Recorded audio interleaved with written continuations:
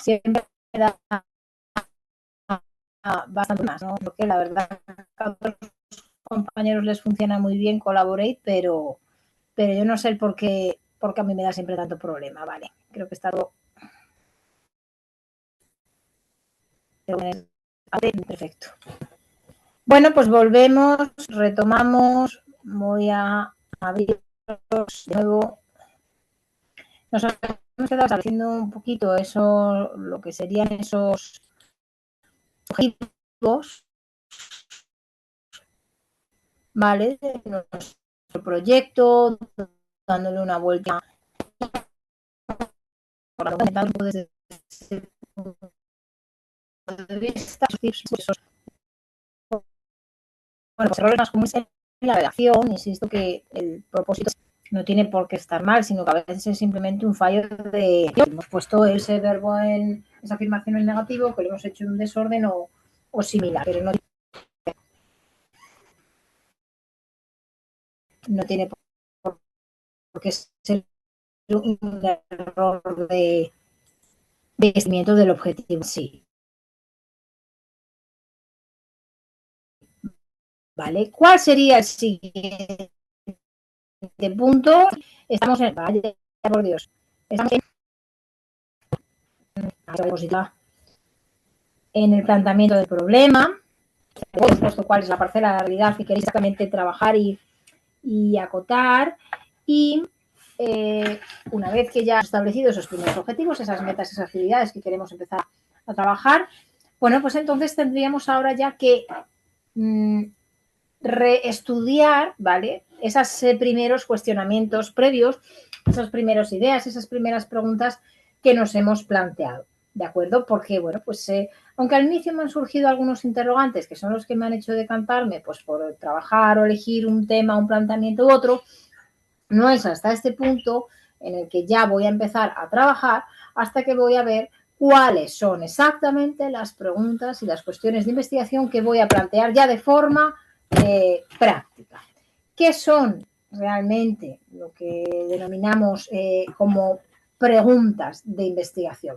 Pues son esos interrogantes que van a derivar habitualmente, insisto, aunque sean esas ideas iniciales que han surgido en un momento concreto, ¿vale? Pero van a derivar ya de esa justificación que yo he iniciado, de esa primera indagación que yo he hecho cuando he planteado el problema de investigación. ¿De acuerdo? Y que lo que pretende es ser resueltas durante la investigación. ¿Resueltas por qué? Pues a la luz y al marco de esos resultados que vaya a obtener. ¿Qué es lo que me pregunto? Me pregunto qué, me pregunto cómo, cuándo, dónde, por qué. Me pregunto lo que concierne y lo que tenga que concretar en función del tipo de investigación que tenga y en relación con ese tema y ese área, esa parcela de la realidad que he elegido para estudiar. Fijaos, las preguntas de investigación las puedo plantear de muchas formas, pero es verdad que nosotros os recomendamos esta estructura para que la pregunta sea lo suficientemente amplia y sobre todo para que os sea fácil después darle una respuesta. ¿Cuáles son las recomendaciones que os damos para establecer estas denominadas preguntas de investigación? Fijaos, ahí tenéis un ejemplo, ¿vale? En amarillo tenéis la pregunta y luego cómo esa pregunta se podría desgranar. ¿Qué es lo que tiene que recoger las preguntas de investigación cuando las planteéis en vuestro trabajo? Esto es esencial, ¿eh? Sobre todo cuando hagáis trabajos de tipo cualitativo. Es muy importante que plasméis las preguntas que os habéis hecho y las preguntas que luego vais a responder. Tan importante es plantearlas como luego responderlas, ¿eh? También os digo. Si no las vais a responder o no vais a ubicarlas ni que las planteéis, pero es verdad que os lo preguntarán. Si no, si no está. Siempre que haya un matiz quali es, vamos, inaccesible que no esté. Y en la quanti también debéis haceros preguntas, aunque en la quanti tendrán ese peso realmente las hipótesis, pero aquí las vamos a sustituir. ¿Vale? Porque esas hipótesis, recordad, repito, salen y surgirán cuando empecemos con el trabajo del análisis de los datos, surgirán de los propios datos. ¿Cuál es la estructura ideal de las preguntas de investigación? Fijaos, nos vamos a preguntar ¿de qué manera? ¿Vale? ¿Cómo? ¿En qué forma? ¿Cuál? Puede caracterizarse, dentro de caracterizarse puedo ser entenderlo, comprenderlo, describirlo, analizarlo, explorarlo. Los fenómenos o problemas centrales. Es decir, ¿de qué forma se caracteriza determinado fenómeno que yo voy a estudiar? Por ejemplo, ¿de qué forma pueden caracterizarse las prácticas docentes inclusivas en aulas de educación secundaria donde se atiende a alumnado con diversidad funcional? Si queréis cambiar exactamente y no poner exactamente las mismas palabras, pues podrías poner de qué forma o de qué manera se comprenden o se entienden esas prácticas docentes verdaderamente inclusivas en aulas donde se atiende a alumnado con diversidad funcional en educación secundaria, ¿vale? Podéis cambiar el orden, podéis cambiar las características, los verbos, los adjetivos, pero una buena pregunta de investigación debe contener al menos esta estructura, ¿vale? Y que el verdadero fondo, objetivo de la pregunta sea caracterizar y entender el fenómeno que voy a estudiar. Claro, ¿cómo puedo yo plasmar mi pregunta? ¿Vale? Y esto ya va también en función de el tipo de estudio y qué es lo que yo necesito o qué es lo que yo quiero trabajar. Yo en mi pregunta puedo simplemente quedarme en explorar, ¿vale? Yo además de explorar, puede que lo que quiera sea ver qué es eso que voy a explorar, qué es exactamente lo que voy a explorar. Exploro rendimiento académico, pero dentro de rendimiento académico, ¿qué es lo que quiero explorar? ¿Únicamente valores numéricos de notas? ¿La determinada expediente de un año académico? Quiero explorar, quiero describir a lo mejor no solo el expediente de un determinado año académico, sino lo que quiero describir es no lo sé, el contexto social, ¿vale? Describir. O quiero buscar una causa. Por ejemplo, lo que quiero saber es si cuando se da ese determinado fenómeno, pues qué características surgen alrededor. Cuidado que esto no quiere decir que sea explicativo, el paradigma o el estudio, ¿vale? Simplemente quiere decir que lo que busco es una explicación a ello. Por ejemplo, imaginaos, yo me puedo preguntar de qué forma los estudiantes de la universidad o los estudiantes de secundaria usan las plataformas digitales para apoyar su proceso de aprendizaje y estudio. Yo lo que quiero saber es cómo lo usan, ¿vale? Quiero saber si lo usan como un complemento, si lo usan como herramienta principal, si lo usan a diario. Quiero ir más allá, no quiero saber solamente si lo usan o no y cómo. Quiero saber exactamente qué hacen, qué criterios emplean los estudiantes para seleccionar los recursos digitales en su aprendizaje. ¿Atienden solamente a criterios visuales, aquella página que primero me entra por el ojo? ¿Atienden a criterios de comprensión? ¿Atienden a aquella página que realmente entienden mejor? ¿Generan una serie de criterios de inclusión y exclusión para seleccionarlas? ¿Hay un criterio más cognoscitivo? ¿Cómo lo hacen? Me van a tener que explicar, ¿no? Me van a tener que explicar en qué se fijan, cómo hacen la selección, por qué excluyen una página u otra. Me van a tener que describir. O puede que simplemente quiera saber la causa. ¿Cómo se entiende entonces del uso individual de herramientas? Es decir, de que realmente yo busque hoy algo para que sea un recurso de apoyo a mi aprendizaje, un apoyo para esa clase de tecnología que no consigo comprender, un apoyo para esa clase de física, de filosofía. ¿Cómo se entiende ese paso del uso individual a generar realmente un trabajo y un aprendizaje colaborativo en entornos educativos?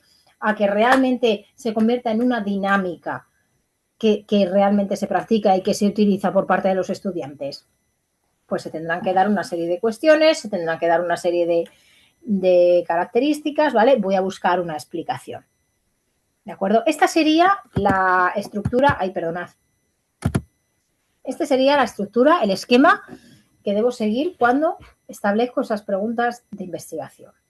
Y ahora es vuestro turno, al hilo, ¿vale? De ese tema que habéis acotado, al hilo dentro de ese tema de la parcelita de la realidad que queréis explorar, de esos objetivos que habéis planteado, ¿qué preguntas de investigación os haríais? ¿Vale? Me gustaría que os plantearais una o dos preguntas de investigación. Al menos eso. Y si os atrevéis, que intentéis ver qué tipo de pregunta es. Si es más exploratoria, más descriptiva o más explicativa. ¿vale? Os dejo como antes, 5 o 7 minutitos para que, si no estas que probablemente no las tengáis, las podáis plasmar. Venga, 5 o 7 minutitos. Intentad seguir esta estructura porque luego para responderla os va a ser muy útil. ¿De qué forma, de qué manera, cómo se puede caracterizar, entender, comprender, describir este fenómeno o este problema central? Intentar atender a esas 4 partes, a esos 4 grandes bloques.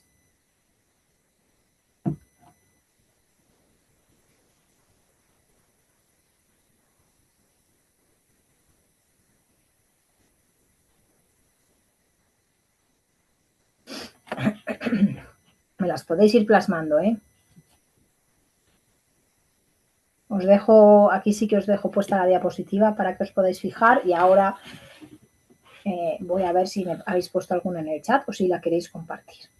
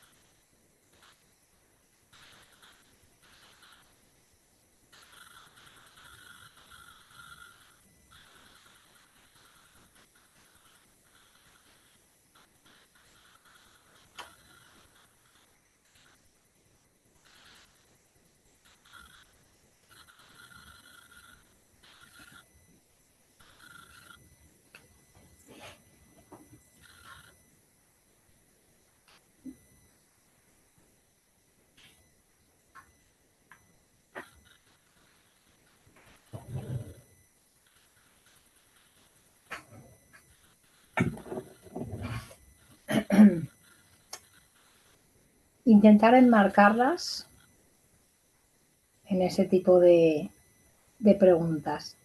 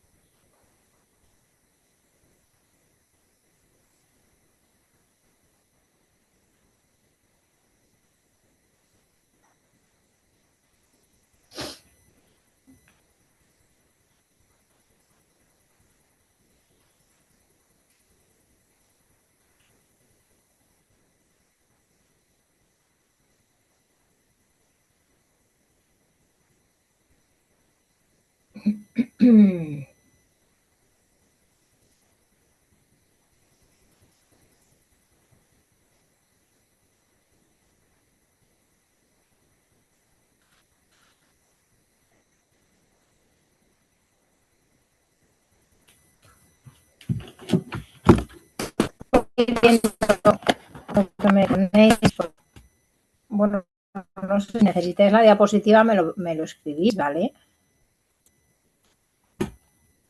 Vamos a ver qué habéis ido planteando.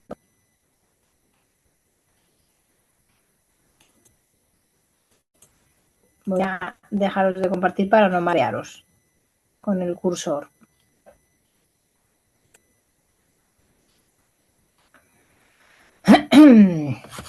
Vamos a ver.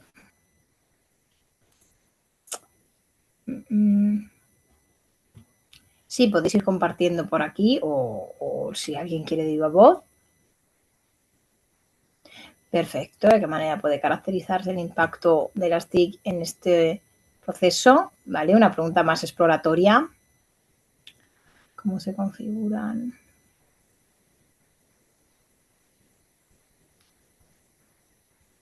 Vale, ahora tirado más a buscar ahí que haya una descripción y cierta exploración también. ¿Cómo podemos ayudar a...?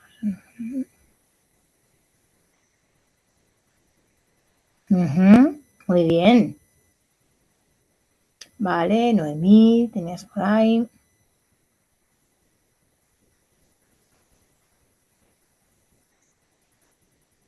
Perfecto. Bien, muy bien, todas las que voy viendo por aquí. ¿De qué manera la consolidación?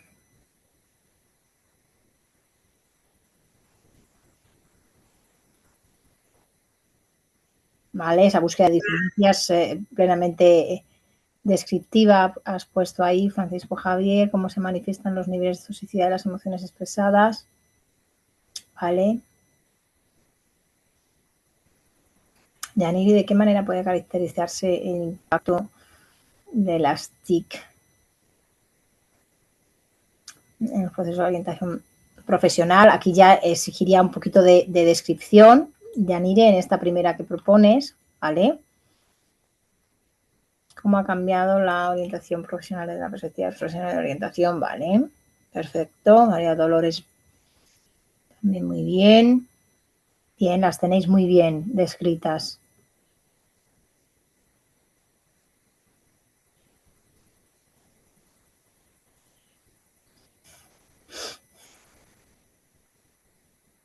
Vale, Josep.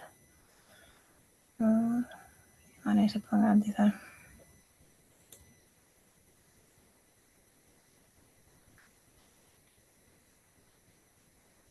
Vale, las tenéis muy bien descritas, ¿eh?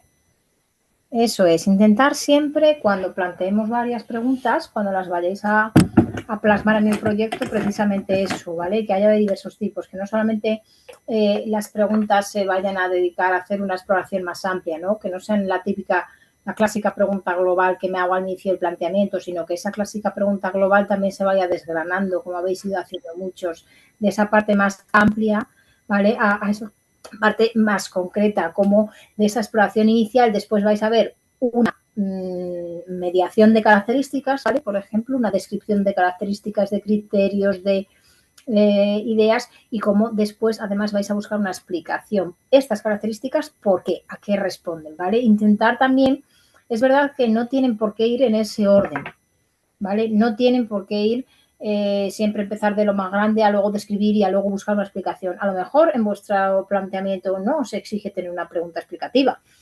A lo mejor con una pregunta exploratoria os vale, porque dentro de la exploratoria podéis tener otras dos exploratorias o simplemente buscáis, si lo que vais a hacer es imaginaos algo más de tipo práctico y necesitáis una ristra de características, de condicionamientos, de descripciones, pues a lo mejor solamente os enmarcáis en la descriptiva, ¿vale? Pero es verdad que intentad que tenga ese planteamiento y que no se quede siempre en lo global, ¿vale? En lo grande. De todas formas, si alguien quiere más o que se las veamos con más profundidad o que necesita que quiere que le echemos una mano, pues nos lo dice. Sí, a ver, que te ubique. Yanire. Ay, Yanire, sí, ahora ese tenía la pantalla partida. Dime. Vale, con respecto a las preguntas de investigación, Sí. ¿Sería bueno tener una pregunta general que haga referencia a toda la investigación o por el tema de ir dando respuesta a cada uno de los objetivos específicos que nos marcamos, ir vinculando cada objetivo específico con una pregunta de investigación? No es obligatorio ni necesario, ¿vale? Es decir, no todas las preguntas que planteemos tienen que estar vinculadas a un objetivo concreto, ¿vale? Es decir, cuando tú te planteas las preguntas de investigación, es verdad que una de las, no, generalmente nos planteamos varias, ¿no? Porque son investigaciones muy amplias, no es lo mismo un TFG, un TFM o un artículo, en un artículo de investigación probablemente simplemente hay una pregunta, pero una tesis que generalmente lleva a lo mejor a veces incluso dos estudios en uno, que tiene un conjunto de datos muy amplio, generalmente siempre os van a surgir varias preguntas de investigación. ¿Tienen que estar vinculadas a todos los objetivos? ¿Tiene que haber una pregunta por objetivo? No, no es necesario. ¿vale? No es necesario. Sí es verdad que tienen que tener cierta relación, es decir, si yo he planteado X en objetivos, no puedo hablar de Z, de B y de M, ¿vale? Tienen que tener relación temática y cierta relación también contextual, pero no tienen por qué coincidir ni ir de la mano. Lo que tienen que tener es relación temática y contextual, ¿vale? Normalmente, sí es verdad que una de las preguntas que planteamos siempre va a ser la exploratoria. De hecho, si veis los ejemplos que habéis puesto, casi todos, si no todos, la primera pregunta que habéis puesto es la exploratoria, la global. Y después habéis ido acotando. Después habéis puesto preguntas, algunos más explicativas, algunos más de tinte descriptivo. Por ejemplo, tú en tu caso, la primera pregunta que has hecho es claramente exploratoria, ¿no? Que responde específicamente a ese objetivo general que te habías propuesto y a ese título y a esa área temática. Y después has visto que de ese planteamiento global, tú lo que has hecho ha sido vincular con una posible descripción. ¿Vale? Es decir, tú vas a ver cuál es el impacto realmente en estos procesos de orientación profesional que damos, ¿vale? Pero además de ver cuál es ese impacto generalizado, esa panorámica global, ese posicionamiento general en torno a ese uso de las TIC en este tipo de procesos, también vas a querer ver en qué punto ha habido un cambio, ¿no? Porque es verdad que el uso de las TIC es un recurso bastante actual y en según qué disciplinas y en según qué procesos, como por ejemplo la orientación profesional, pues es una herramienta muy valiosa. Entonces te interesa mucho ver qué características han surgido o de qué ha dependido esa evolución. Ahí te van a tener que dar una descripción. ¿Vale? Entonces, por norma general, sí es verdad que siempre habrá una pregunta más global. De hecho, la pregunta exploratoria es lo primero que os sale a todos. Y vamos, que nos sale a todos, es lo primero que sale, el planteamiento general y del planteamiento general y del objetivo general, ¿qué pregunta es la primera que me viene a la mente? Pero luego sí es verdad que es aconsejable intentar desgranarla un poquito, ¿vale? Tampoco tengo que tener una ristra de 10 preguntas, no es necesario, ni una ristra de pregunta objetivo. ¿Pueden coincidir? Sí. ¿Es obligatorio que coincidan? No. ¿Vale? También depende un poco de la temática del estudio, de lo amplio que sea, de aquello que luego tú te vas a encontrar en los resultados. A lo mejor luego cuando hagas esa exploración de resultados te surge otra pregunta posteriori. ¿Y no la puedes incluir? Sí, sí puedes incluirla. ¿Por qué? Porque es un proceso iterativo, recurrente, es un proceso en el que siempre puedo volver atrás. Quizá cuando empiezas a explorar los datos o cuando empiezas a hacer el trabajo de campo, imagínate, a explorar pues determinada entrevista, a explorar determinada narrativa que estés viendo, dices, ostras, y esto, y te surge esta cuestión, pues necesito indagar en estas características. ¿Qué características se darán si sucede? Y puedes añadir luego otra más.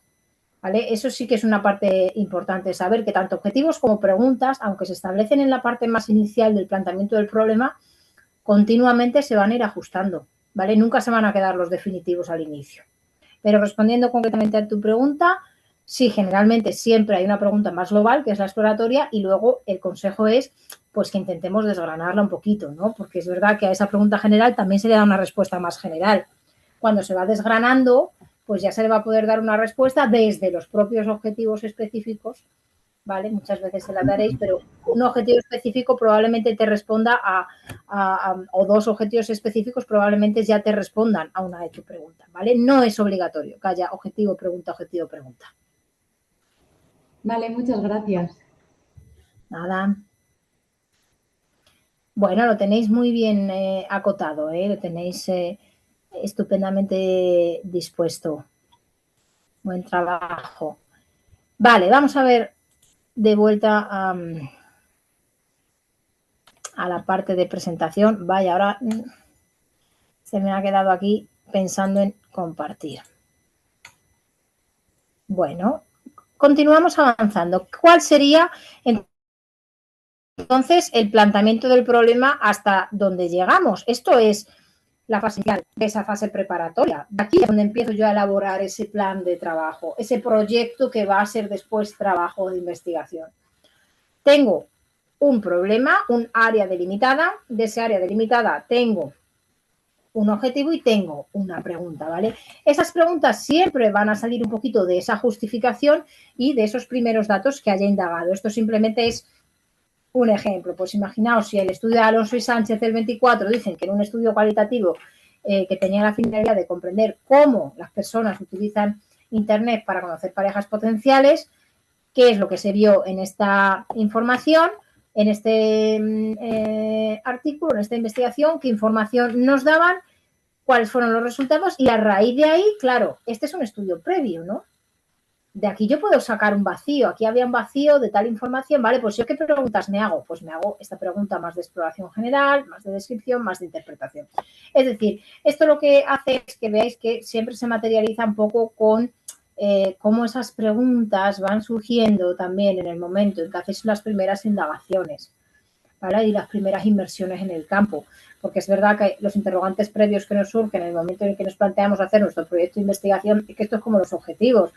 Yo recuerdo, además, yo mi tesis la hice con una beca y, ostras, yo pedí cambio de proyecto, pedí cambio de título 20 veces, porque claro, ahora lo ves con el tiempo y dices, ¿cómo te vas a quedar cuando haces el plan de investigación?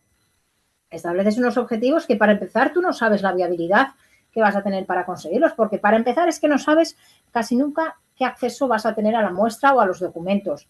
Tampoco vas a saber qué financiación tienes. Tú haces un proyecto de tesis, luego a lo mejor solicitas una beca y si tienes financiación, pues puedes hacer otra serie de actividades además de transferencia vinculadas, pero es que a lo mejor no la tienes. Es que a lo mejor has propuesto ir a 20 colegios y es que a lo mejor si no tienes un enlace que te lleve, pues quizás solamente puedes ir a 2, que son los que están y tienes una persona conocida. Es decir, todo esto se va ajustando después de hacer esas primeras inmersiones. Nunca os vais a quedar con los primeros planteamientos, con las primeras preguntas ni con los primeros objetivos. Por eso es tan importante que esto que es un poco más rollo, ¿vale? Que es un poco más arduo, es verdad que parece que las formas de recoger la información, cómo tratar los datos, cómo pasarlos a programas, es lo más interesante, pero claro, si esta base no está muy clara y no está muy desmenuzada en la tesis, es que cómo llegamos a la parte del análisis de los datos, llegamos con falta de información, ¿no?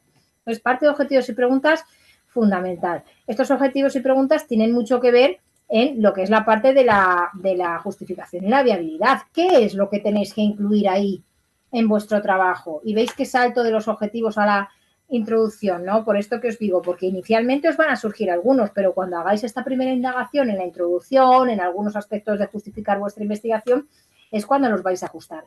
Cuando elaboréis la justificación, la introducción, lo que queráis, ¿vale? Como queráis denominarla en vuestro trabajo, ¿qué es lo que se recomienda que incluyáis? Fijaos, una buena introducción dice que tendrá, bueno, entre unos 3, 8 folios. Puede ser más amplia, más pequeña, no, menos yo creo que de 3 folios imposible, porque fijaos todas las cosas que debe contener. Es que tenéis que justificar que realmente hay antecedentes o que no los hay de esta investigación que se va a realizar. Es que a lo mejor no hay antecedentes y que no haya antecedentes o que no haya nada sobre ese tema es el punto de partida. Pero si lo hay que explicarlo. ¿Qué es lo que se ha realizado hasta el momento? Y en función de lo que se ha realizado hasta el momento, ¿desde dónde parto? Parto desde esta parcela de la realidad, ¿vale? ¿Y con qué enfoque? ¿Cómo? ¿Qué es lo que voy a abordar? ¿Qué es lo que voy a hablar? Aquí, en esta parte de la introducción, en un planteamiento cualitativo es donde introducimos esos objetivos, ¿vale? Dentro de la introducción, en las tesis que son eminentemente cualitativas, hay un apartadito donde se presentan los objetivos y las preguntas de investigación, ¿vale? Objetivos generales y específicos y las preguntas de investigación. Podéis hacerlo ahí o podéis hacerlo un poquito más adelante, pero generalmente se hace dentro de la introducción o justificación. También se incluyen, pues, conceptos previos básicos, ideas clave. ¿Para qué? Pues para que tú sitúes al lector, y en este caso que sitúes, acordaros lo que os decía, esto es otra regla de oro, como lo del objetivo general y específico. La introducción y la justificación es fundamental cuando el estudio requiere la aprobación de otras personas. Y un estudio enmarcado en el método científico requiere la aprobación por parte de otras personas siempre, porque un artículo requiere que te lo valide y que te lo valore un evaluador y una editorial. Un proyecto tiene que pasar por un comité, por un ministerio, por un comité de universitario, por donde sea. Una tesis tiene que pasar por un evaluador externo y por los directores y por el tribunal. O sea, cualquier trabajo que se enmarque en el método científico necesita que sea aprobado por otras personas. Esas personas tienen que saber de dónde parten. A lo mejor, bueno, pues a mí me llaman a un tribunal de una tesis en la que no controlo demasiado el tema, pero sí controlo la metodología. ¿vale? Pues entonces aquí es el momento en el que me tiene que situar en el tema, ¿no? En la conceptualización básica, con los conceptos y las ideas previas desde donde se parte. Y también se suelen introducir pues, algunos, lo que denominamos problemas del método. Los problemas del método, para que me entendáis, esto sí que es muy específico de este tipo de trabajos desde la metodología Quali, lo vamos a ver ahora, que es con lo que vamos a acabar el día de hoy, yo creo, es ese andamiaje, ese camino que recorremos desde que nos surge el planteamiento, la idea, hasta que recogemos los datos, pero ¿cómo justifico yo las decisiones que voy tomando? Por eso decimos generalmente epistemológicas. ¿Qué es lo que me dice la epistemología? La epistemología me dice desde una serie de paradigmas, básicamente muy sencillo, no es así concretamente, pero muy sencillo para que me entendáis. Tengo que situar al lector en qué es lo que voy a hacer en este estudio. Voy a interpretar, únicamente voy a construir conocimiento y voy a explicar y medir, o lo que voy a hacer es explicar, medir, interpretar, indagar para poder realizar un cambio. ¿Vale? Lo vamos a ver después. También incluye ciertas observaciones personales o informaciones sobre problemas particulares de esa investigación, esta declaración de conflictos de intereses, esta posición de los autores que os comentaba antes, para los compañeros que se hayan unido ahora más tarde, os comentaba que una parte que se está dando muchísimo peso es a que en los artículos científicos ya la mayor parte de los comités editoriales piden que dentro de la fase de la metodología se haga una declaración de conflicto de intereses y un posicionamiento de los autores, ¿vale? Entonces, no es que tengáis que plasmar todas vuestras opiniones personales en este punto, pero sí esa motivación que os lleva a realizar el trabajo y cuál es vuestro posicionamiento. No quiere decir, ¿qué quiere decir esto de cuál es vuestro posicionamiento? Porque no quiere decir de me gusta el tema, no me gusta el tema, controlo el tema, no controlo el tema, no, sino ¿cómo abordáis ese tema? Imaginaos, voy a trabajar salud mental comunitaria. Bueno, pues yo abordo, en mi caso, por ejemplo, particular, ¿cómo justificaría ese posicionamiento de los autores? Abordo este tema, ¿vale? Desde mi formación inicial, que fue de ciencias de la salud, y con una complementariedad en una formación en educación y concretamente en orientación, con lo cual tengo esa parte clínica y tengo esa parte educativa. Y además abordo esta temática dentro de haber tenido una experiencia práctica en un área asociativa donde he trabajado con ese tipo de personas. Por ello, cuando he llegado al área investigativa, he tenido un andamiaje práctico que me permite elaborar pues o trabajar en la investigación de la forma más objetiva posible. ¿Vale? ¿Cuál es ese posicionamiento del autor? ¿Por qué estudio esto? ¿Cómo se adapta este tema a mí? ¿Y cómo voy a trabajar yo con este tema? ¿Cuál es mi experiencia previa que me puede ayudar? Esto hay que ver también cómo lo metes, ¿no? En esta parte, porque tampoco puede ser excesivamente subjetivo, pero es un poco esa declaración de, es algo así, ese posicionamiento de los autores como cómo voy a trabajar la subjetividad, es decir, cómo voy a evitar que haya ciertos sesgos y cómo voy a ver que esto realmente tiene rigor y no me estoy dejando llevar por lo que yo pienso, ¿vale? O por mis motivaciones personales, que ese riesgo siempre está, ¿vale? Pero para eso hay luego otro tipo de, pues de criterios para poder valorar esto, ¿no? O sea, los comités interintrajueces para hacer los índices de acuerdo, etcétera, ¿vale? Pero es una parte importante. Y fundamental también la estructura del documento, la estructura del trabajo. Es importante que en este punto, cuando acabéis esa introducción en justificación, hagáis un subapartado. Yo no lo haría, yo lo haría como un subapartado de la introducción, estructura del documento, para que la persona que lea este documento sepa exactamente qué se va a encontrar en cada fase. ¿Vale? Estas son las recomendaciones a incluir en un trabajo en la introducción justificación de un trabajo de investigación cualitativa.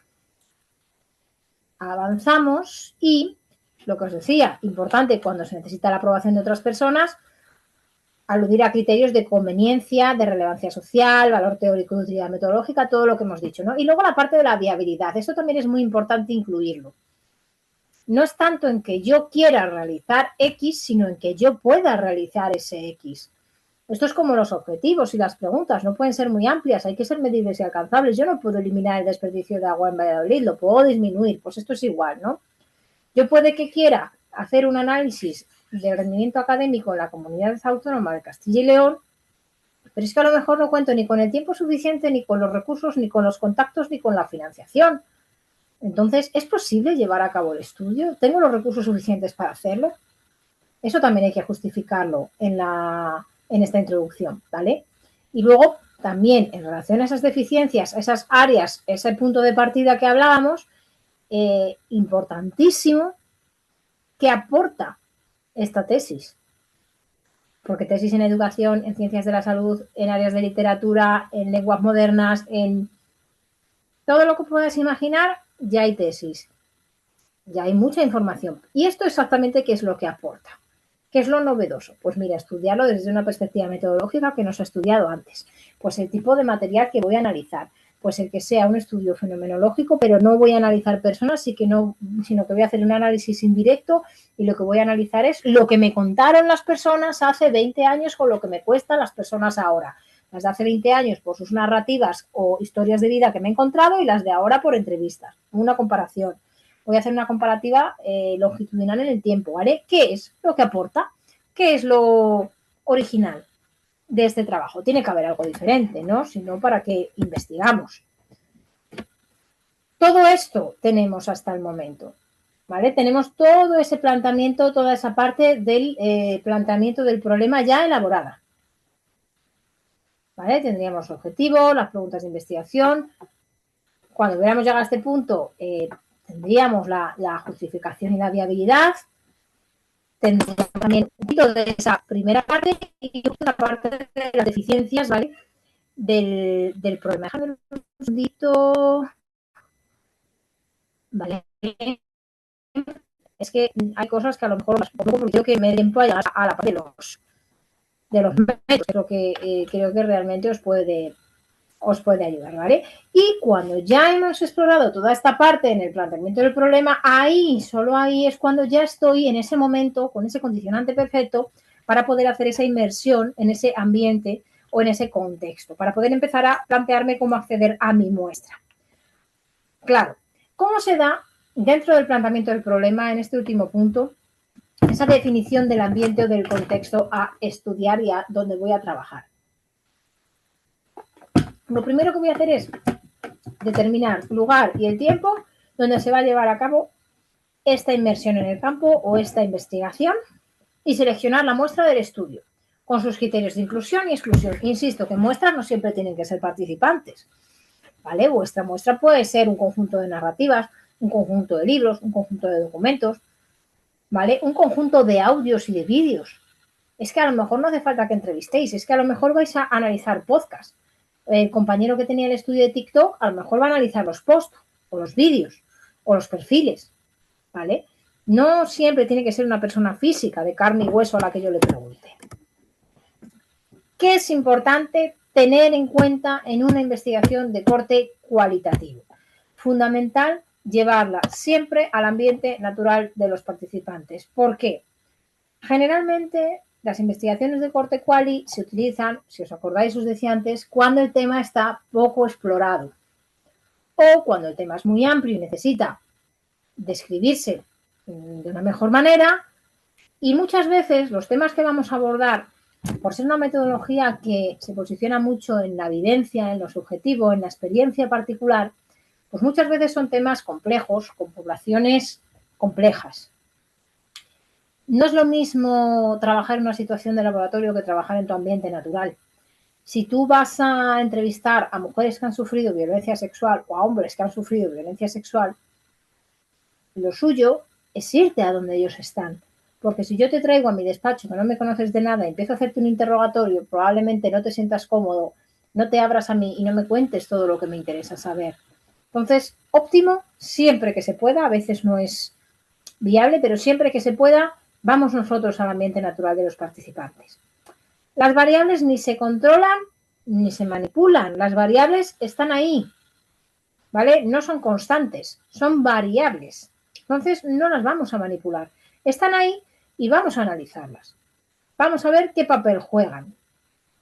Los significados se toman de los propios participantes y los datos no van a ser únicamente valores numéricos. ¿Pueden ser valores numéricos? Sí, con una explicación descriptiva. pero no únicamente se reducen a esto, que es lo que ocurre en la Quanti, ¿no?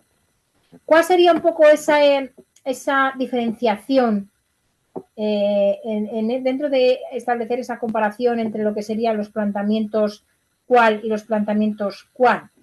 Cuando hablamos de un planteamiento cuantitativo, hablamos de un planteamiento más concreto, más acotado, más delimitado. ¿Os acordáis aquello de aislar el problema? ¿Vale? Lo que veíamos al inicio. Se enfoca en ciertas variables muy concretas, muy exactas, están ya bastante direccionados y se fundamentan mucho en la revisión de literatura. Perdonadme. En la revisión de literatura, es decir, qué es lo que he encontrado, a la luz de los datos que he encontrado, voy a ver qué busco yo ahora. Sin embargo, vale, además por supuesto, con una muestra amplia, con un carácter deductivo, es decir, tengo la teoría y de la teoría voy a trabajar con los datos y sin embargo, cuando hablo de un planteamiento cualitativo, ya debe estar... ¡Ay! Se me ha quedado oculta. Concho, perdonadme. Como me voy moviendo en función del curso que damos, sin embargo, cuando voy a un planteamiento cualitativo, hablo de un planteamiento mucho más abierto. ¿Por qué? Porque me voy a un ambiente natural. Es expansivo, es cambiante, me voy a un ambiente amplio, ¿vale? Y donde las variables van a ser muy diferentes, porque las personas o las muestras o los objetos o los artefactos que yo analice van a ser muy diferentes también.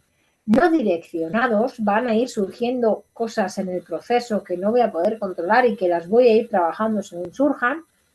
También se fundamenta en la revisión literaria, ¿vale? En esa parte de investigaciones previas, pero la experiencia en el contexto y la intuición juegan un papel fundamental. Esa es la principal diferencia. La apertura, que no son tan cerrados ni tan dirigidos, sino que son más abiertos, más cambiantes, no direccionados, es decir, no son A, B y C y de aquí no me puedo salir, no, es que aquí a lo mejor tengo que cambiar, lo que os decía, es un proceso iterativo, no iterativo y recurrente, ¿vale? No es un proceso sistemático de paso a paso, ¿no? Es una escalera en la que subes, bajas, vuelves al primer escalón, pasas al tercero, ajustas objetivos, pero voy a la pregunta, ahora me voy al ambiente y de repente tengo que cambiar la justificación, ¿vale? No es direccionado, es cambiante como las personas y aunque tienen esa base en la parte de literatura y de datos, pues lo importante al final también es ese contexto. La muestra no es tan amplia. El tamaño de la muestra en investigación cualitativa no es importante. Lo importante de la muestra es que te permita entender el fenómeno. Pero no es importante. Hay muestras en quali que son una persona o un caso concreto, un centro educativo, ¿vale? La fuente de conocimiento son las experiencias y se otorga mucho valor al proceso, ¿vale? No es tan importante el resultado como el proceso. El resultado sí es importante, por supuesto, pero el proceso también, ¿vale? El cómo, porque el proceso puede condicionar mucho el resultado. Tú en una escala que te ha salido 15, el 15, si tú te vas a la interpretación de la escala, es que no hay otra. 15 quiere decir esto.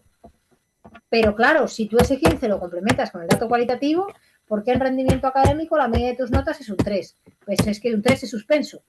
O sea, puedes ponerte como quieras. Un 3 es suspenso. Pero claro, ¿qué me importa? ¿Cuál ha sido el proceso hasta llegar a ese valor que implica un suspenso? Vamos a complementarlo con el dato cualitativo, ¿vale? Y el planteamiento, el guión para la introducción del planteamiento cualitativo quedaría de esta forma, ¿vale? Un propósito, una finalidad, con un tipo de estudio que ahora veremos cómo se enmarcan, ¿vale? ¿Dónde voy a trabajar con ese estudio y qué es lo que voy a estudiar? Ese sería ese planteamiento del problema, que recordad, el planteamiento del problema en investigación cualitativa incluía el propósito y los objetivos, las preguntas de investigación, la introducción o justificación, la viabilidad, las deficiencias en el conocimiento del problema y la primera inmersión y descripción del ambiente. Dentro de esa propia introducción y justificación también hago una primera descripción de ese ambiente que voy a estudiar y de esa muestra, aunque no entre en detalles, ¿vale? ¿Cuál sería el siguiente paso una vez que ya he planteado el problema? La revisión de literatura, la revisión bibliográfica. A ver, aquí no me voy a extender en exceso porque seguro que tenéis 50.000 cursos que os hablen de revisiones bibliográficas, de mapeos y de todo este tipo de cosas. Simplemente os voy a decir un par de ideas. ¿vale? No quiero, ya os digo, meterme a cómo hacer, qué revisar, qué no revisar. Un par de ideas, ¿vale? Eso sí. Cuando trabajamos en marco teórico, sobre todo cuando hablamos de tesis más cualitativas, es verdad que la metodología cuantitativa es más deductiva, ¿vale? Sale más, la teoría, los resultados salen más al amparo de la teoría. La investigación cualitativa, una de sus características es que es un planteamiento totalmente inductivo. Tú puedes tener una teoría previa, tú puedes tener investigaciones previas, autores que te han dado teorías, clasificaciones, etcétera, y todo eso te aporta información. Pero verdaderamente el contrastar esas teorías, el probarlas, el evaluar determinado fenómeno, tú a eso realmente vas a llegar a la luz de tus datos, ¿vale? Es decir, es inductivo. La información verdaderamente relevante va a salir de los datos prácticos, ¿vale? No al revés. Entonces, es verdad que ese marco teórico a veces nos empeñamos, y yo creo que esto es un punto también un poco conflictivo en las tesis, pero porque también es algo complejo y yo creo que nadie nos lo explica de la forma lo suficientemente, no sé si clara o amplia. Es verdad que a veces nos empeñamos en hacer unos capítulos teóricos brillantes, extensísimos, amplísimos, pero buenos tienen que ser muy buenos porque te tienen que contextualizar incluso si no entiendes de esta investigación, ¿no? Pero no siempre tiene que haber 4 capítulos teóricos. Yo me he encontrado tesis de compañeros que tenían capítulo 1, de la teoría a la práctica en investigación educativa. Capítulo 2, la educación y la atención a la diversidad. Otras 100 páginas. Capítulo 3, los trastornos del aprendizaje y no sé qué. Ostras, 4 capítulos teóricos, tenía 200 hojas de teoría, 100, eso es una barbaridad. ¿Cuáles serían los consejos? Y luego, otra cosa es que elaboración del marco teórico no es sinónimo siempre de revisión sistemática de literatura o mapeo. No, es que no es imprescindible hacer una revisión o hacer un mapeo en una tesis, que no estoy diciendo que sea malo. Cuidado, que probablemente, y sobre todo en determinadas tesis, necesitáis hacer una revisión o un mapeo y es vuestro punto de partida para luego elaborar ese marco teórico. Y además está muy bien en hacerlo porque ya te está sacando una publicación, que también la transferencia es muy importante, que a veces se nos olvida, pero no es imprescindible. Yo puedo hacer un abordaje teórico básico donde lo que haga sea establecer ciertos puntos clave que me van a poder permitir ver la panorámica general. ¿Vale? Yo, por ejemplo, mi tesis, el abordaje empírico era inmenso, pero porque es verdad que yo provenía de metodología, estaba especializándome en metodología cualitativa con una beca, entonces como mi fase empírica de la tesis no iba a ser más amplia, pero es verdad que yo la fase teórica fui muy al grano, me empeñé en ir muy al grano y esto tuvo mucha culpa Maricruz, que fue mi directora de tesis y no sabéis cuándo se lo agradezco. Ella me aconsejó hacer el marco teórico de esta forma y yo hice 3 capítulos, si no recuerdo mal, 3 o 4 capítulos teóricos muy cortitos, que era epígrafe, 2 subapartados, epígrafe, 2 subapartados. ¿Cómo? Siguiendo estas 3 premisas. Si queremos hacer un abordaje de un marco teórico en este tipo de proyectos y que no se nos vaya la vida en el intento, podemos basarnos en estas 3 partes. Lo primero, en tener en cuenta que tiene que haber una conceptualización amplia y muy bien descrita, porque acordaros, si la introducción y la justificación era importante cuando el estudio necesitaba la aprobación de otros, tan importante es ahora que esa aprobación siga estando, ¿no? ¿Cómo? Pues que si yo, lo que os decía, un ejemplo, que voy a hacer una tesis, no soy experta en el tema, pero sí en el abordaje metodológico, ¿vale? Me tengo que situar entonces muy bien primero en el tema para juzgar esa tesis desde el punto de vista metodológico. Este es el punto. Conceptualización que incluye definiciones, clasificaciones, tipos, características, modelos. Pues si estoy estudiando salud mental comunitaria, lo primero que tendré que abordar será la conceptualización. ¿Qué es la salud mental? ¿Qué es la discapacidad psicosocial? ¿Qué es un trastorno de salud mental grave? ¿Qué es un trastorno de salud mental leve? ¿Qué clasificaciones hay de la CIF, del DSM-5? ¿Cuáles son los manuales a los que puedo acudir? quiénes son los autores que acuñaron estos términos, cuál es la definición de enfermo mental, por qué está bien o mal emplear ese término, qué es salud mental comunitaria, ¿vale? Conceptualizar en las partes básicas. ¿Qué es lo siguiente que tendría que aparecer? ¿Cuál es el estado actual de la investigación sobre el tema en este campo? Esto en cada epígrafe, ¿vale? Imaginaos que mi capítulo 1 es la discapacidad psicosocial, conceptualización, ¿vale? Voy a conceptualizar qué es la discapacidad psicosocial, que es aquella discapacidad generada por trastornos de salud mental grave que tienen una afectación a nivel de la vida diaria en actividades básicas instrumentales, ¿vale? Bueno, pues yo tendré que ver cuál es el estado actual de la cuestión, de qué se está hablando, qué se está investigando ahora, a 2026. ¿Y cuál ha sido el cambio, no? ¿Cuál ha sido esa evolución? Algunos de los compañeros tenéis planteado esto ya en las preguntas de investigación. ¿Cuál ha sido esa evolución histórica para llegar a ese estado actual? Y luego, muy importante, contar con estudios longitudinales y transversales. ¿Qué es esto? Los estudios longitudinales son aquellos que se han realizado en un periodo concreto de tiempo largo anterior al momento actual, ¿vale? Y un estudio transversal es un estudio concreto de un momento concreto, sea del año 84, del 90 o del 26, pero en un momento concreto. El estudio longitudinal es aquel que me cuenta historia de este tema. Es aquel en el que, por ejemplo, se hizo un estudio entre el año 2010 y 2015, comparando X, los datos de todos esos años. Un estudio de la década de los 90, cómo se empezó a trabajar este tema, ¿vale? Incluir todo ese tipo de estudios. Pero lo más importante es eso, una buena conceptualización, investigación reciente, estudios longitudinales y transversales y justificar muy bien esos vacíos de los que habéis hablado antes en la parte de la justificación. ¿Vale? ¿Cómo voy a hacer esa revisión bibliográfica? Fundamental el orden, la identificación de los autores y de las fuentes más relevantes. Hombre, es que si yo voy a hablar del estigma de salud mental y no hablo de Goffman, que era el padre del estigma, pues, ostras, tengo un problema, ¿no? Autores y fuentes relevantes. ¿Cómo voy a hablar de un trastorno concreto, de una enfermedad concreta, y no voy a aludir a criterios de clasificación como, por ejemplo, la CIF o del DSM-5? Si estoy en ciencias de la salud, es como impepinable, ¿no? Y luego agrupar muy bien los bloques, porque a veces otro error común en la parte del apartado teórico de la tesis es que una misma idea la vamos poniendo en 50 apartados diferentes. En cada apartado le damos un tinte, un matiz, pero la misma idea en 4 apartados. Eso no, vamos a intentar que ese orden, ¿vale? Y esas ideas por temas, por bloques, por orden cronológico, como queráis, pero agrupadas. Consejo.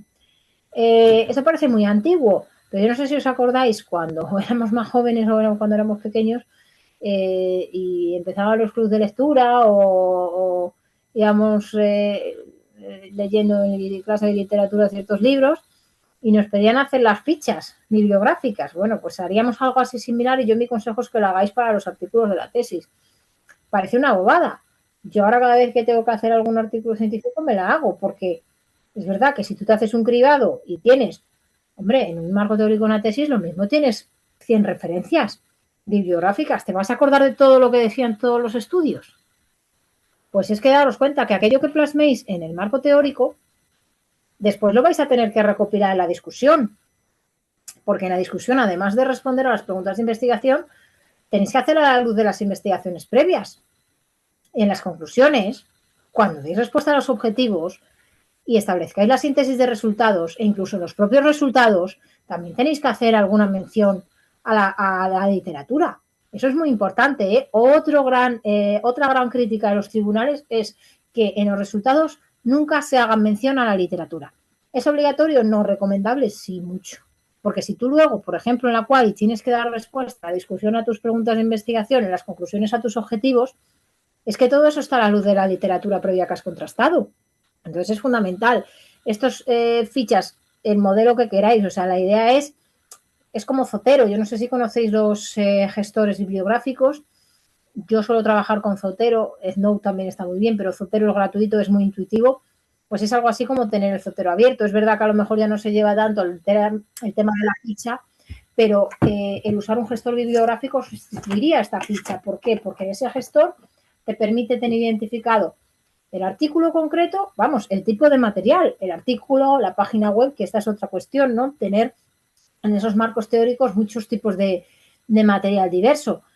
Tener concretamente de cuál es la fuente, año, temporalización, qué es lo que se trata y añadir alguna nota o alguna memo, que eso, por ejemplo, los gestores se puede hacer. He escuchado, yo creo que era por ahí una mano. Sí, María Dolores. No sé si me escuchas. ¿Me escuchas? Sí, sí, te escucho fenomenal. Vale.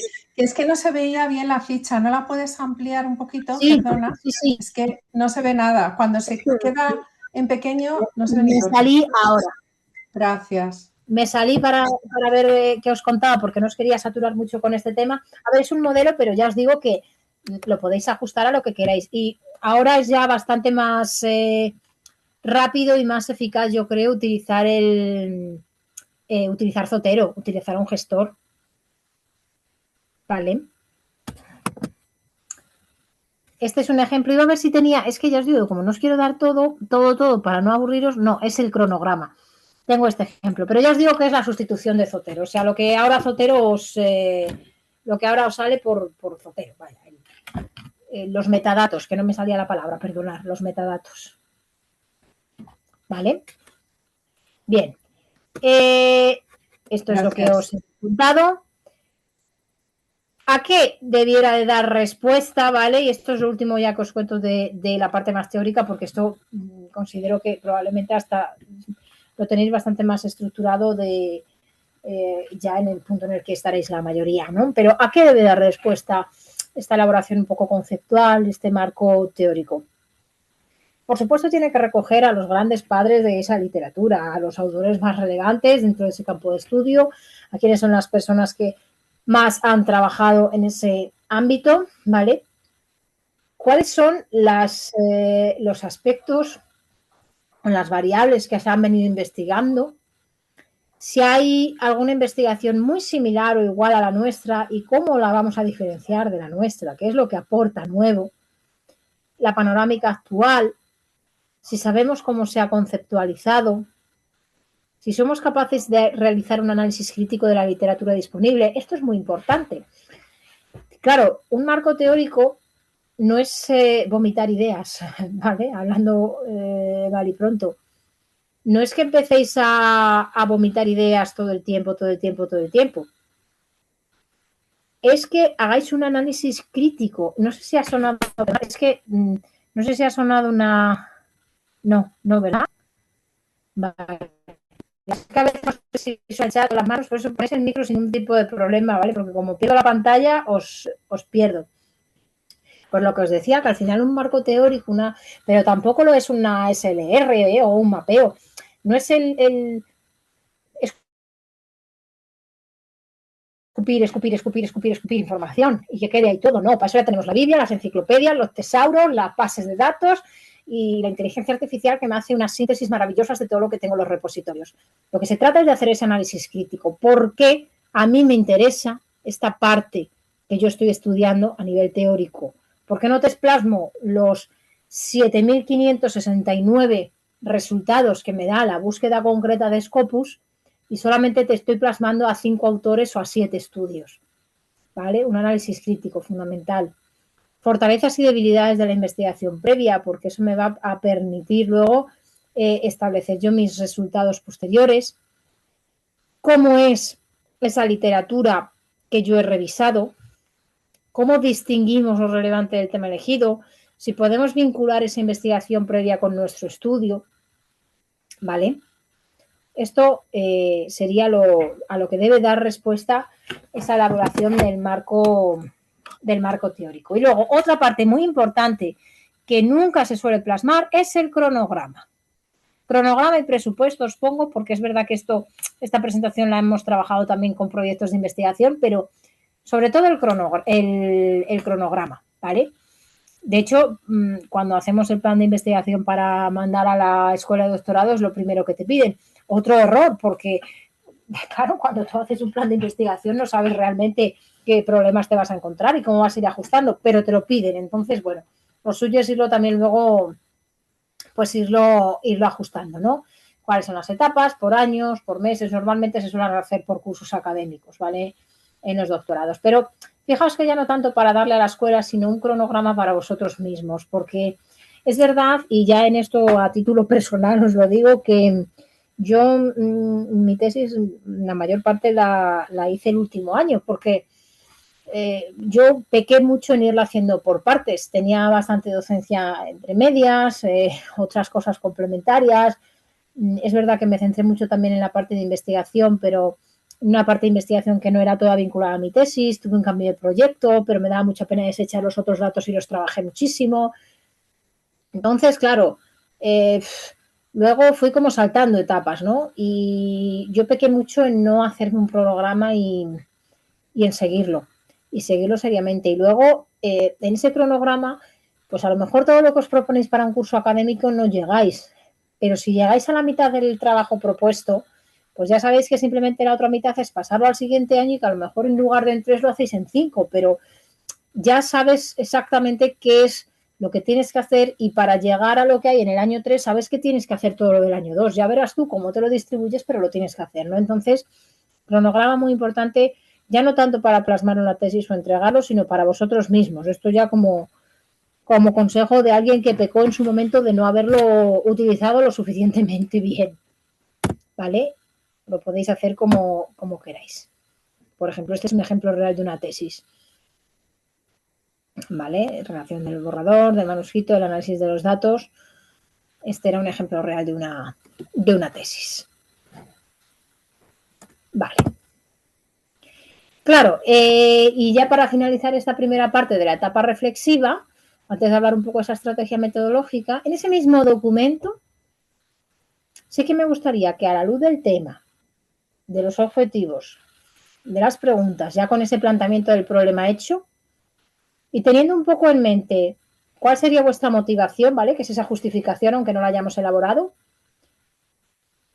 En esta parte más reflexiva o teórica, ¿a qué puntos concretos iríais para trabajar en el abordaje? Quiero que en 3-4 minutos os los plasméis, si alguien los quiere compartir, pero no me interesa tanto como antes que lo compartáis, porque lo que quiero es que lo dejéis ahí plasmado, porque esto os va a servir para tomar las decisiones de la siguiente sesión de cómo recogeríais la información y con qué información trabajaríais. ¿Vale? Dedicarle nada, un par de minutos. A lo mejor ya lo tenéis establecido. Si ya lo tenéis establecido, podéis hacerlo.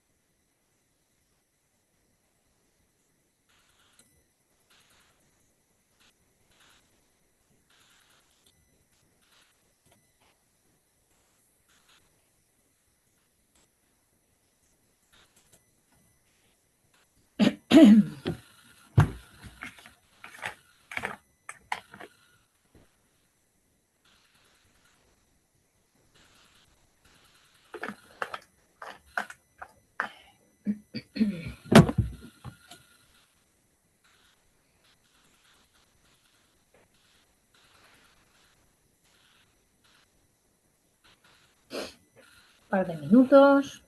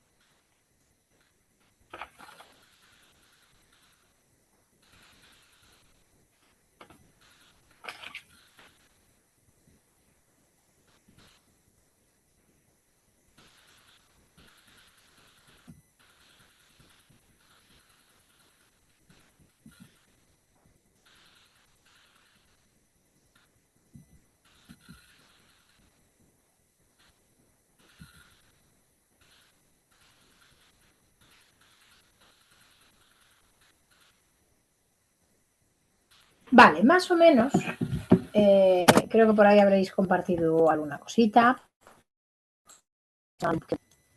El chat. No hay problema, cuando tengáis que ir saliendo, porque como ya se queda grabado, no hay problema. Vale, una vez que más o menos tenéis también los puntos clave que creéis, las teorías, los autores, las ideas básicas que también tenéis que plasmar ahí en esa parte teórica, ya hemos construido todo este diseño teórico, ese diseño teórico que es esa etapa reflexiva, ¿vale? Ya hemos construido toda esta parte. ¿Qué es lo que tenemos que hacer ahora? Seguir avanzando en ese proceso. Ya hemos pasado esa primera fase de planteamiento del problema, donde hemos establecido objetivos, ¿vale? Pregunta. Hemos pasado esa fase de revisión de literatura, de teoría, donde hemos de nuevo revisado nuestros objetivos y nuestras preguntas para ver que realmente no tengo que añadir nuevos, no tengo que modificarlos. Vamos ahora a lo que se llamaría y sería la tercera fase, la inmersión en el ambiente de campo o lo que llamaríamos el trabajo empírico, ¿vale? Nos situaríamos en esta segunda fase del proyecto. Este esquema os lo subiré, ¿vale? Me lo voy a anotar aquí porque no, para que no se me pase. Esquema investigación doctor Uva. ¿Vale? Este esquema os lo subiré, ambas partes, la anterior, ¿vale? Esta que es la primera parte y esta que es la segunda parte. Este ya es el abordaje metodológico en sí, ¿vale? ¿Cómo vamos a hacer esa fase empírica, ese diseño empírico? Bien, ¿qué es lo que va a contener esta segunda parte del esquema de investigación? Va a contener la estrategia metodológica, cuál va a ser la metodología que voy a usar y en qué método o diseño me voy a basar. El diseño y el plan de trabajo. Y dentro del diseño y del plan de trabajo, ¿qué es lo que tengo que abordar? Tengo que abordar la población, mis muestras, mis participantes, sea el tipo de muestra que sea, ¿vale? Que no siempre, acordaros lo que hablábamos, tiene que ser una muestra de personas. ¿Cuál va a ser mi muestra, mis participantes de mi estudio? ¿Dónde voy a centrar la atención? ¿Sobre qué voy a indagar? Las variables, dimensiones que quiero explorar y cómo me voy a adentrar en ellas. ¿De qué forma voy a recoger la información? El propio trabajo de campo, el acceso, la gestión de esos datos y cómo los voy a analizar. Y por último, en el análisis de datos y cuáles van a ser los criterios de calidad que garanticen que realmente esa investigación es rigurosa, no tiene sesgos, etcétera. ¿Vale? ¿Para qué? Para ver cuáles son los resultados que tengo que obtener, cuáles son las conclusiones, la discusión, limitaciones, perspectiva de futuro, lo que hemos estado hablando antes, ¿vale? Y el cronograma junto con referencias bibliográficas y anexos. Esta sería la parte final, ¿vale? Pero vamos a ir paso a paso. Lo que tenemos que definir antes de nada es la estrategia metodológica. Parte de la tesis por las que se pasa de puntillas. simplemente decimos que utilizamos esta metodología, una u otra, y trabajamos con este método, uno u otro. Pero ¿cuál es el camino que hay detrás de esto? ¿Cómo llegamos hasta ahí? ¿Vale? ¿Cuál es la fundamentación científica? ¿Por qué trabajo desde estos enfoques y no desde otros? ¿Por qué tomo esas decisiones metodológicas y no otras? Esto es fundamental y creo que casi nunca se os explica. Claro, un proceso de investigación es un proceso de indagación, es un proceso sistemático, es un proceso crítico, empírico, aplicado a un estudio de un fenómeno, en este caso educativo, de ciencias sociales, de ciencias de la salud. Cualquier fenómeno que yo abordo desde la indagación sistemática, desde la indagación científica, pasa por una serie de dimensiones que cualquier investigación tiene. La decisión que yo vaya tomando en cada una de esas dimensiones va a tener también mucho que ver con cómo voy a llegar a los resultados obtenidos en esta tesis o a los resultados que tenga por obtener. ¿Vale? Por tanto, este es un proceso que a veces se pasa por alto y a veces ni siquiera mencionáis ninguna de estas dimensiones. Estas 5 que os plasmo aquí son las dimensiones que toda investigación científica debe recoger. Son dimensiones que siguen una secuencia procesual, ¿vale? Son dimensiones que van pasando como una por una escalera, ¿vale? Donde tenemos que ir tomando decisiones y sobre todo justificándolas, ¿vale? No sé si os suena el nombre, dimensión ontológica, dimensión epistemológica, dimensión metodológica, dimensión metódica y dimensión estratégica o técnica. ¿Qué es eso de las dimensiones? Bueno, pues vamos a verlo. Fijaos, las dimensiones son los requisitos que tiene cualquier investigación de corte científico, ¿vale?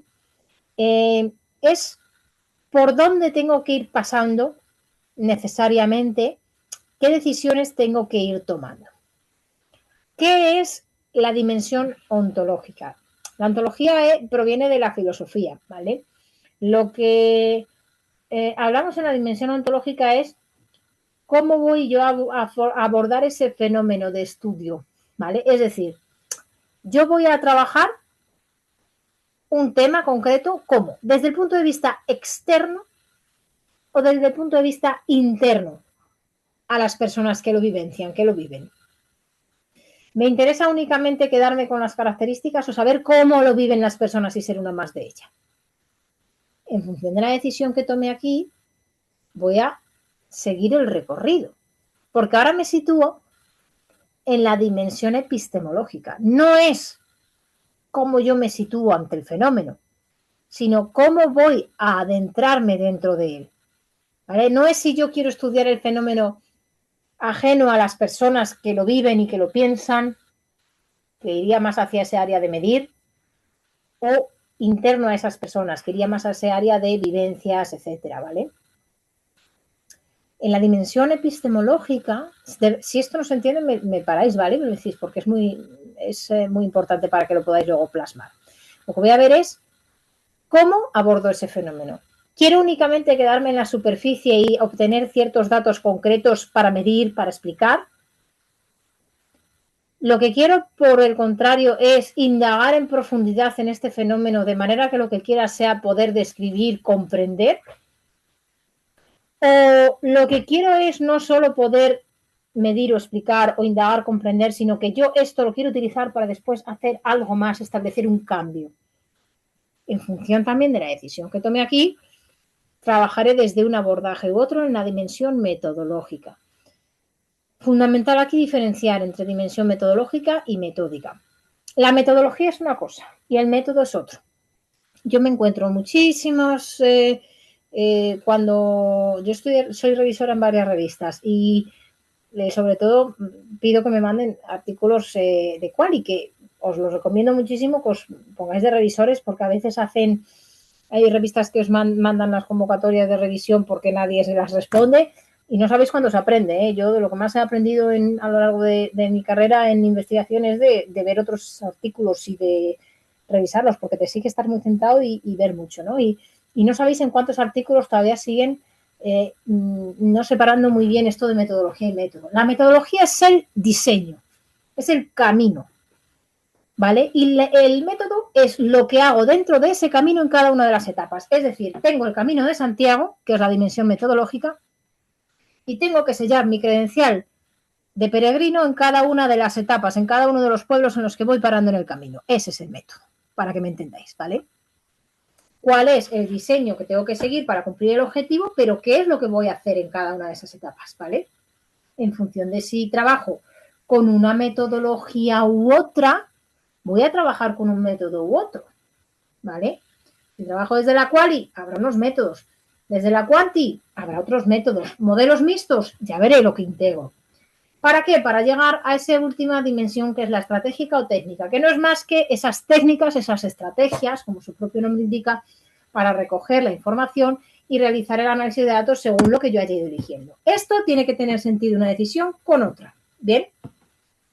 Si me sitúo en la dimensión ontológica, donde lo que yo voy a ver es si priorizo el objeto o priorizo el sujeto, es decir, si estudio la realidad, ¿os acordáis? Desde el punto de vista externo o interno a los sujetos, me situaré bien en trabajar desde el realismo crítico, voy a estudiar la realidad como una realidad única, concreta, no cambiante, ajena a los sujetos que la viven y la piensan. Priorizo por el objeto. ¿A qué os suena? Más a la quanti, ¿no? Constructivismo realista. Voy a estudiar la realidad, me sitúo aquí cuando estudio la realidad como un fenómeno no único, sino dinámico, plural, social, se construye socialmente y experiencialmente, desde el punto de vista interno a los sujetos que la viven y la piensan. Priorizo la opción por el sujeto. ¿Vale? Si yo me sitúo en la ontología, en trabajar desde el realismo crítico, desde estudiar la realidad como un fenómeno único, ajeno a los sujetos que la piensan, cuando yo dé el paso a la dimensión epistemológica, donde ya voy a ver cómo me adentro en la investigación y cómo trato la investigación y el tema, probablemente me sitúe en un paradigma, como solemos denominar y como más conoceréis, pospositivista u objetivista. ¿Por qué? Porque lo que voy a hacer es trabajar con una investigación para explicar, para controlar, para predecir, para medir de una forma más cuantitativa. Si por el contrario yo me sitúo desde la fase del que sería el constructivismo realista, ¿vale? Lo que probablemente la decisión que tome en la dimensión epistemológica sea trabajar desde un paradigma interpretativo, con estudios más descriptivos, ¿vale? Un paradigma constructivista. ¿Por qué? Porque en este paradigma lo que voy a hacer es describir y comprender, pero siempre desde esa co-construcción, eso es fundamental, siempre desde ese punto de vista interno, social, experiencial, construida, y por eso voy a indagar en aquello con construido por los sujetos, ¿vale? Esa realidad que no era ajena a quienes la piensan, sino interna a ellos. Pero no me quedo aquí, puede ser que no solamente quiera medir o explicar, o que no solamente quiera describir y comprender, sino que tome una de estas dos decisiones, porque la experiencia lo que me indica es que hay que hacer un cambio. Ahí me situaría en ese paradigma denominado sociocrítico o político. ¿De qué se trata? De comprender para transformar. ¿Desde dónde? Desde la perspectiva de los sujetos. Investigaciones donde hago un análisis, una exploración de una serie, por ejemplo, de características concretas para luego aplicar, imaginaos, por ejemplo, en un programa de intervención. ¿Vale? Estarían en este punto. Esto cuando nos situamos en esa dimensión epistemológica, ¿vale? Aquí os ponía un ejemplo. Por ejemplo, si imaginaos que yo voy a abordar un estudio que es el impacto del ejercicio físico en la reducción de estrés de los universitarios, si yo me pongo desde un enfoque pospositivista, lo que voy a hacer es medir niveles de estrés. Una escala, un instrumento o alguna medida fisiológica que me permita ver qué hormona se dispara cuando están estresados. Análisis estadístico. X, puntuación, quiere decir X. Nivel alto de estrés. Nivel bajo de estrés, nivel intermedio. Ya está, la medida. ¿Vale?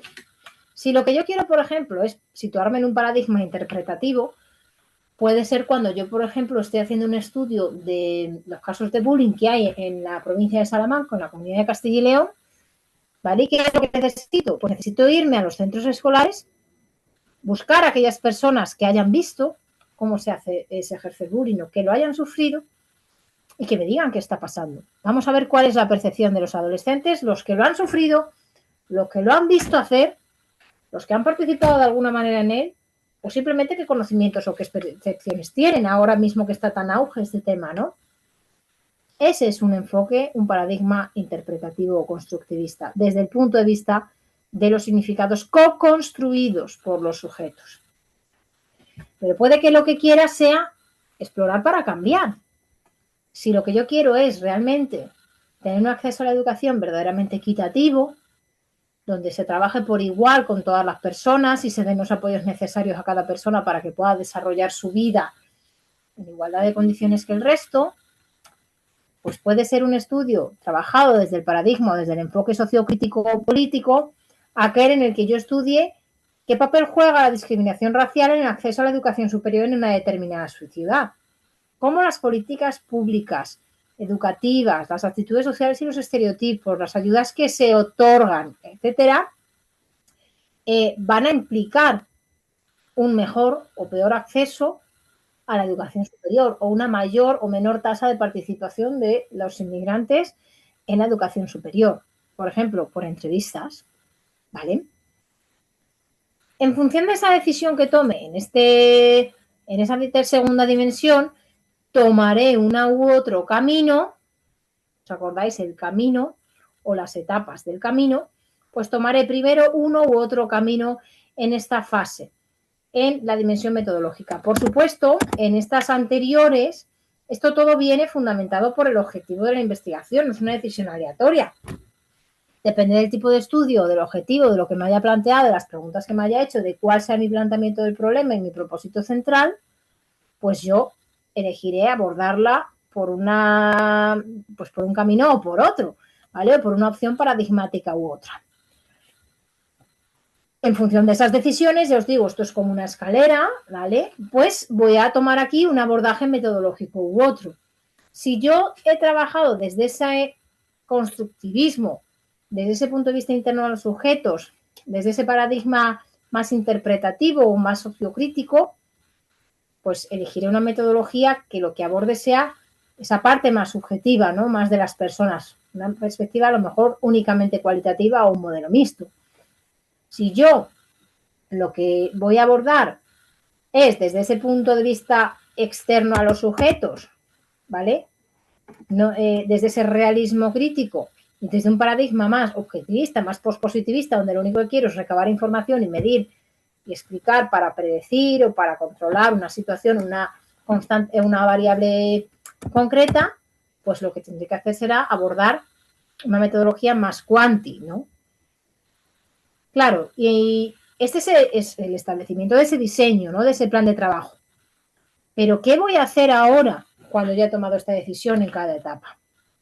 Pues que sepáis que optar por una metodología u otra, lo que aquí os pongo, lo que comporta es acceder a diferentes decisiones o posibilidades metódicas. ¿A qué me da lugar? A diferentes investigaciones con un mismo objetivo o a combinarse en el estudio. Es decir, a utilizar solamente un tipo de metodología en una investigación concreta. Trabajo mi tesis con Quanti, análisis estadístico, análisis soportado en R, en SPSS, en HASP, o trabajo mi tesis desde el paradigma cualitativo, trabajo con Canvas, análisis descriptivo de narrativas con ayuda de en vivo, Atlas-T, etc. O voy a intentar integrar ambas. Combinarlas en un propio estudio, un modelo mixto, que no es otro tipo de metodología, sino la combinación de ambas metodologías, la integración es la palabra, ¿vale? En función de la metodología que elija, lo que os decía, un método u otro, un camino a seguir u otro, una decisión u otra, ¿vale? Por ejemplo, un mismo estudio, quiero estudiar cómo se está usando la tecnología en la educación secundaria, cómo se emplean los recursos TIC en las aulas de secundaria por parte de los docentes, pues pueden tener diferentes enfoques. Si yo quiero ver cómo los profesores utilizan esa tecnología en las aulas y cómo esto repercute o afecta en el estudiante, en ese aprendizaje, si yo lo quiero hacer desde un enfoque cuantitativo, desde una metodología cuantitativa, bueno, pues voy a recoger estadísticas de que voy a ver con qué frecuencia la usan los docentes. ¿Cuál es el tipo de metodología que usa para ver a nivel porcentual cuál es la metodología docente que más está utilizando? Voy a ver cuál es el tipo de tecnología concreta. ¿Cuál es la frecuencia de uso de los estudiantes? ¿De qué manera disponen los profesores? Voy a coger esas frecuencias y voy a ver, pues con un análisis estadístico, qué es lo que más se está utilizando. Si yo quiero trabajar esto desde un enfoque, desde un abordaje más quali, pues lo que voy a ver es, además de con qué frecuencia se usa, qué tipo de herramientas y cómo se dispone la frecuencia tanto de profesores de usarla como de estudiantes de recibirla y qué grado de satisfacción tienen, voy a ver y ahora le voy a preguntar a los docentes en qué ha cambiado la inclusión de los recursos TIC en el aula, si cree que favorece o no la motivación de los estudiantes. Le puedo preguntar a los docentes o le puedo preguntar a los estudiantes. ¿Cómo? Con una entrevista o un cuestionario de preguntas abiertas donde le pregunte por su experiencia, desafíos, beneficios. ¿Cuál sería la integración en un enfoque mixto? La integración sería que aquellas respuestas, para que me comprendáis, ¿vale? Imaginaos aquellas respuestas donde me dicen que el estudiante, o me dice el estudiante que aquellos profesores que más recursos TIC han utilizado, pues han motivado más su aprendizaje y han hecho que tengan más ganas de indagar porque han usado la gamificación, porque han utilizado una metodología activa pues mucho más actual y más novedosa y que les ha hecho quedarse más con las ideas. Eso lo voy a apoyar con esos tanto por ciento más altos de aquellos profesores que más usaban tecnología, ¿vale? Es decir, integro porcentajes altos de uso de plataformas digitales por parte de los docentes, motivación alta del alumnado, coincide, lo integro, voy a dar la explicación integrada, ¿vale? La metodología es el camino a seguir. Y dentro de esta metodología, dentro de ese enfoque cuanti, quali o mixto, tendré que elegir luego una decisión metódica u otra, en función si me sitúo en la quanti o si me sitúo en la quali. Como ya antes me pasé de tiempo, y esto sí que me interesa porque me gustaría que el próximo día intentemos tomar alguna decisión en este punto, ¿vale? Nos vamos a quedar aquí hoy.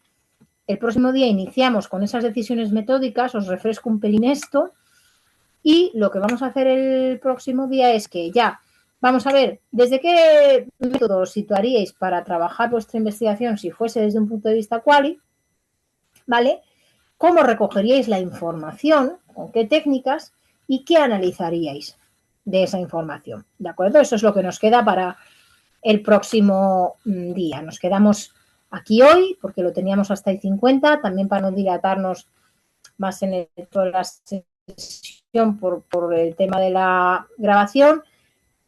Creo que tenéis la tarea abierta los 2 días, no tenéis ni que tocarla, ni que maquetarla, nada, directamente con lo que habéis anotado de objetivos, de preguntas, si habéis hecho alguna anotación la subís y ya está, ¿vale? Y ahí quedaría. Y por supuesto, para aquellas personas que, pues porque vais a seguir este abordaje o porque os suscita, pues yo qué sé, curiosidad o queréis saber algo más, pues podéis contactar con nosotras sin ningún tipo de problema. Me quedo pendiente de subiros el esquema.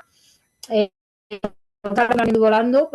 Entonces, mañana, primerísima hora de la mañana, os subo las 2 capturas del esquema, ¿vale? Y si alguien necesita algo más o queréis, por ejemplo, el resumen de los objetivos o algo, pues igual me lo comentáis, ¿vale? Insisto, todo este contenido que yo os plasmo lo tenéis y lo podéis ver está basado en el contenido de Valde Sampieri, que es uno de los grandes de la investigación cualitativa. Tenéis además por ahí artículos para que veáis todo esto plasmado. Esto de los métodos lo tenéis en un artículo que se llama Evidencia Científica en Medicina, que me parece que lo tenéis por ahí subido. Es un artículo un poco así más denso, pero es que lo explica fenomenal. Y a mí me parece que es una parte muy interesante que podéis meter como explicación en vuestro trabajo de tesis. Lo tenéis subido, no sé ahora mismo exactamente dónde, pero lo tenéis subido. Se llama Evidencia científica en medicina única alternativa, ¿vale? Hola, sí, ¿me escuchas? ¿Cómo hay que llamar de alguna manera el documento que tenemos que subir en la entrega? ¿O no, le ponemos el nombre? Sin problema. Si queréis con vuestro nombre mismamente, no hace falta. Vuestro nombre o proyecto, lo que queráis, porque como me sale por persona, no hay problema, ¿vale? ¿Y puedes repetir de nuevo ese? Ah, vale. Evidencia científica en medicina. Vale, gracias. ¿Vale? Es de Serrano.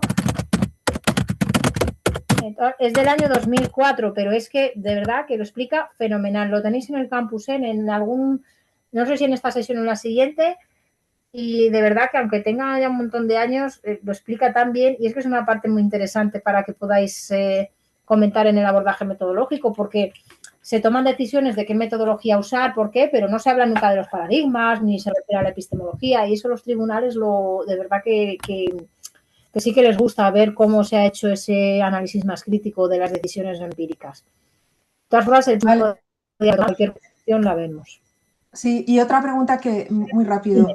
Cuando has dicho que se va modificando el trabajo, claro, porque es inductivo, ¿no? Y porque es de idas y venidas. ¿Cómo se modifica de manera práctica? O sea, ¿hay que ir subiendo un documento o cada año cómo se solicita eso, lo que has comentado antes? A ver, generalmente,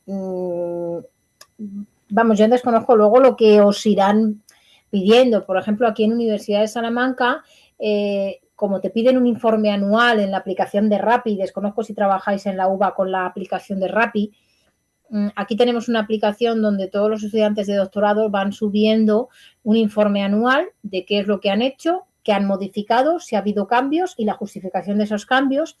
Y esto tiene que ser aprobado aquí, ¿vale?, por la comisión académica, que siempre lo aprueban, porque, bueno, pues cada persona tiene que ir ajustando un poco su proceso, ¿no? Por ejemplo, cuando se tienen becas ocurre un poco lo mismo. Los ministerios o en función de si es de una junta o tal, también nos suelen solicitar. Nosotros aquí, por ejemplo, desde la escuela de doctorado, como te piden un informe anual, ahí es el momento de justificarlo. ¿Cómo lo justificarías en tu propio documento de tesis? Pues es que en tu propio documento de tesis ya, una vez que se va viendo cómo es el andamiaje y cómo vas evolucionando, tú vas a ver cómo van surgiendo ideas, ¿no? No hace falta que en los objetivos pongas, oye, pues este surgió en la fase 1, este en la fase 5, porque se va a ver luego, cuando tú te vayas a la fase final, cuando vayas a responder a las preguntas de investigación, sí puedes hacer ese matiz. Pues, por ejemplo, se da respuesta a las preguntas de investigación planteadas inicialmente y además, después, a la luz de los resultados obtenidos, se procedió a analizar otra categoría de análisis porque nos surgió esta nueva pregunta. ¿Vale? Si la modificación dentro del documento de tesis fuera, por ejemplo, en objetivos y preguntas, lo veríamos ahí, ¿vale? Lo haríamos ahí, en esa sección. A nivel más administrativo, nosotros en los informes anuales los pedimos. Vale, de acuerdo, preguntaré de todas maneras en la UBA. Gracias. Nada, vosotros. Muy bien, pues cualquier cuestión, estamos a vuestra disposición, ¿vale? Que tengáis feliz semana y nosotros nos vemos de vuelta el día 25, ¿vale? El siguiente lunes seguís trabajando con Miguel, que os va a venir muy bien porque luego ya además os va a venir enseguida la idea del tema de los datos, al haber estado ya trabajando con el programa.